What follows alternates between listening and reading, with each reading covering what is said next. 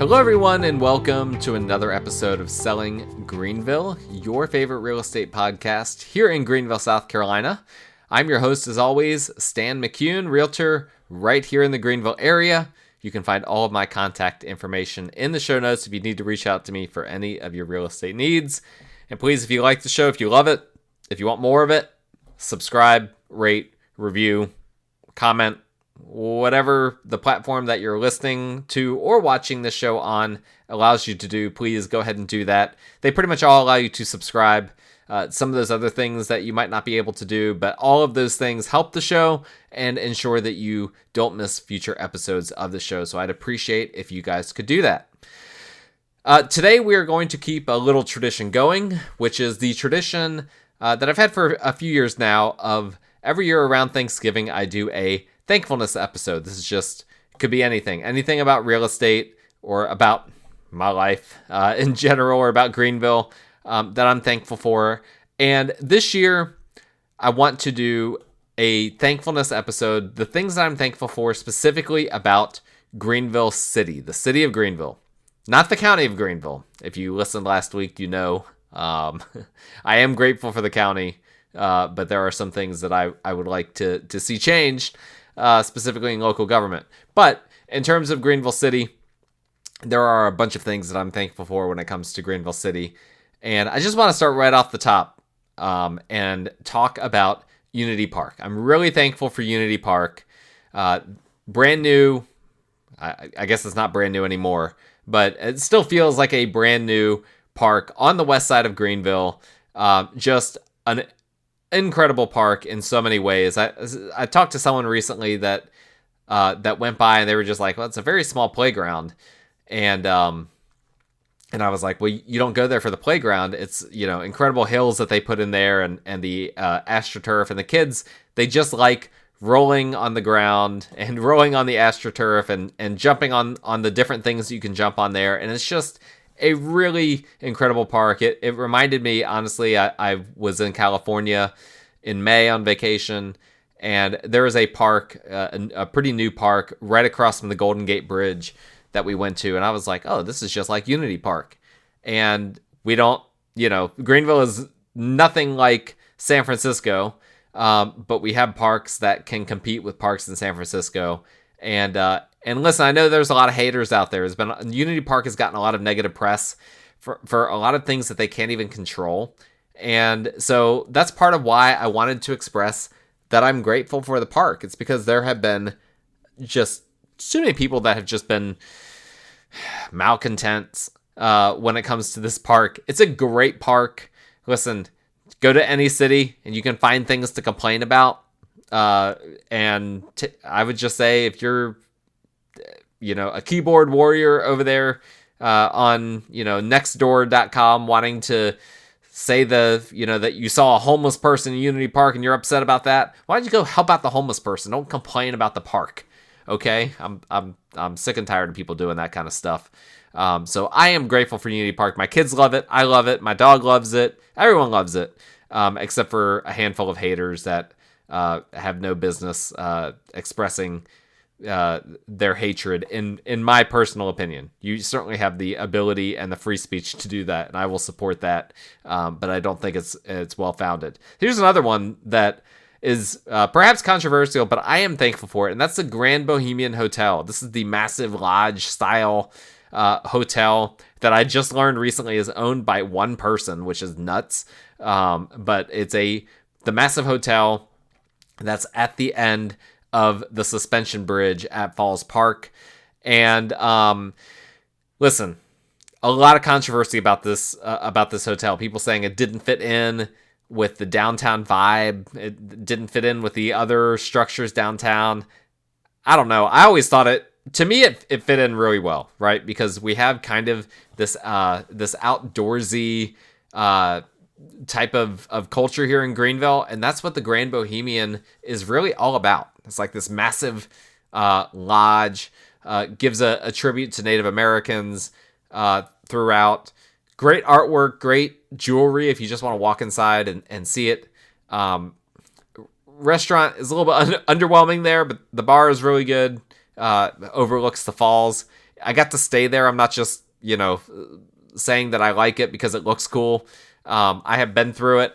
I've been to, the restaurant and the bar, and I actually got to stay there, a little staycation that my wife and I did for our anniversary. It was incredible, incredible all around. And I think it's a fantastic addition to the Falls Park area. And, Greenville lacks, one of the few things we lack is really, really nice hotels. We've got an abundance of 3 and 4 star hotels. The Grand Bohemian slots right in there in that, 4.5, maybe some might argue it's a 5-star. I would say it's probably a 4.5-star hotel. I don't think it's quite on par with, the Ritz-Carlton, Four Seasons of the world, but it's instantly one of the nicest in the upstate. And I am grateful for that. Another thing, or in this case, person I'm grateful for is Mayor Knox White, who just won a contested re-election campaign, claims it's his last time running as mayor of Greenville. And listen, under Mayor White, we have seen a radical transformation in the city of Greenville. And I got to meet him recently. Great experience. This is a person who, he doesn't just talk the talk, he walks the walk. He's very excited about Greenville. He's an incredible visionary. He is thinking, just as he's just talking off the top of his head, he's just a wealth of information and just ideas. He brings you don't typically think of mayors as being kind of entrepreneurial, and particularly someone like Knox White with his background, which I'm not going to get into. You wouldn't think of him necessarily in an entrepreneurial fashion, but let me tell you, I know an entrepreneur when I meet one, and you've got entrepreneurs tend to be a little bit untethered in terms of like all their different ideas that they have. And Mayor White has all of those different ideas, but they're tethered. That's the very unique thing about him, is that I've talked to a lot of politicians, a lot of people that just have all these ideas, and it's like, yeah, but you're not going to accomplish any of those things. We have a mayor in Greenville that doesn't just have ideas. All of his ideas are tethered to reality. All of his ideas have some sort of basis, at least the ones that I've heard him say, have some sort of basis in, here's something that's happening, and off of that, we hope that this happens, and then off of that, we hope that this happens. Basically, an extension of what the city is already doing. And so this is why I didn't have the opportunity to vote for him, but I would have voted for him in the most recent election, was because he has done so much for the city, and there's so much more that he is working on, that the city is working on, and that he has his fingerprints all over. And this is one of those things, Greenville, the past 100 years, has not had very many mayors, but they've all had a massive impact on the city. I've been blessed to see the city flourish under Mayor White, and I'm extremely grateful for him and what he's done. We would not have the downtown, and not just the downtown, but the city as a whole is really flourishing in a lot of ways. We would not have that if it weren't for the leadership that the mayor and his office has provided. Number 4 on my list. I've only got 5 on this list. This is going to be a quick episode. It's a holiday week, so you guys, listen and then go eat some turkey. But number 4 on my list is the Peace Center and the attached restaurant in Genevieve's. So full disclosure, it took me years before I finally went to the Peace Center. I didn't go to the Peace Center for the first time until last year. And that was that was a concerted effort. That was a realization after COVID that was like, hey, we've got this incredible concert hall, and they have a lot of really fantastic shows. Why am I not taking advantage of this? And COVID and seizures that I had due to epilepsy that really knocked me out for a while. All these different things that happened in 2020 kind of brought me to my senses of like, I need to actually start to go to some of these shows that they have at the Peace Center. And now, having gone there a few times, most recently I also went to the attached restaurant Genevieve's. The Peace Center is is wonderful. I only have one complaint, and that's that you can only bring water into the main seating area. That to me, I understand why they do that. That's a big frustration for me because, if you're getting something to drink, you don't want to have to, chug it right before going in. But I'm nitpicking a little bit. The Peace Center is great. They have great shows. I mean, we've had, all sorts of famous people that have come through there over the years. I'm going to be seeing Journey coming through there in February. I'm really looking forward to that. Actually, I apologize. Journey is probably going to the Well. I need to go back and look at my tickets. They might actually be at Bon Secours. Nonetheless, I've seen some fantastic shows there since my first one last year, and I'm really looking forward to future shows. And Genevieve's, listen, I guess that there's a way to sneak in there when there's not a show happening, but they claim that they're only for people going to the show, which at the Peace Center, which I think is fair. But Genevieve's is great. I mean, their portion sizes, if you're a big portion size person, nothing to write home about, but their food is top notch. Simple menu, but they do it really, really well. The vibe in there is incredible. Just looking out at the Weish Pavilion and the river, and all the different hotels and Art Crossing and all of that. Just a fantastic place to grab something to eat or to drink before or after the show. Just incredible. And so I'm really grateful for the Peace Center and for Genevieve's. Last but not least, I told you this was going to be a quick episode. I want to say I'm just grateful for the downtown business owners. It is insanely hard to run a business in really any downtown, but probably particularly downtown Greenville. We've got, taxes are expensive, rent is expensive, real estate's expensive, insurance is expensive, everything's expensive. We're constantly seeing businesses come and businesses go. It's very hard. It's a labor of love. Very disappointed earlier this year when Luna Rosa had to close. Some other businesses had to close because they had just made some calculated mistakes that just led to them closing. That's the thing. The margin for error is basically none if you're a business owner downtown.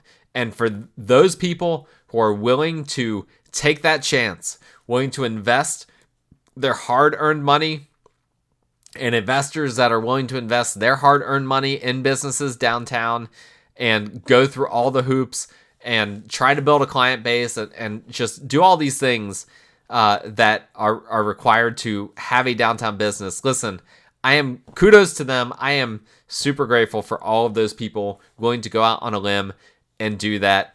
Thank you so much. If you're a downtown business owner, or if you have family or friends or whatever, thank you for being willing to stick it out.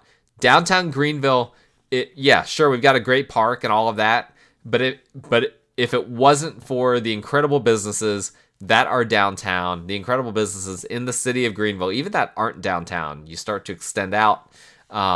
It just the businesses in the city as a whole. It's a lot of work. It is a labor of love. You have to do it, not just for the business, not just for yourself, but also for Greenville. You have to be, in order to endure that, you have to have something bigger than just making money. There's a lot of easier ways to make money than to have a business downtown. So special thanks to all of the downtown business owners. You guys have a little place in my heart because I have owned a business before. I'm not talking about my real estate business. I had a frozen yogurt business. Some of you know, if you know, you know, did not work out super well for me. I was not good at running my own business. And that wasn't in the city of Greenville. And so for those that are in the city, tons of respect, mad props to you guys. Thank you for making the city as great as it is. If you guys have anything that you're thankful for, whether it's the city, the county, the state, whatever, let me know. My contact information is in the show notes. I appreciate you guys listening. Enjoy your Thanksgiving. All right. This is a great holiday. It's gonna be a little bit of a rough one for me. My wife's uncle, who we always go to visit on Thanksgiving Day. He passed away this year. My father also passed away this year. So this will be a time kind of mixed thankfulness combined with reminders of what has been lost this year. But the thankfulness will overcome the sorrow, and I'm confident for that. And I just want to say as well, yeah, I know it's cheesy, but I'm really thankful for all of you guys, my listeners. So if you need my contact information, it's in the show notes. Please like, rate, review, subscribe, all of those things for this show. And after you guys have gotten full and eaten yourselves sick, we will talk again next week after the holiday.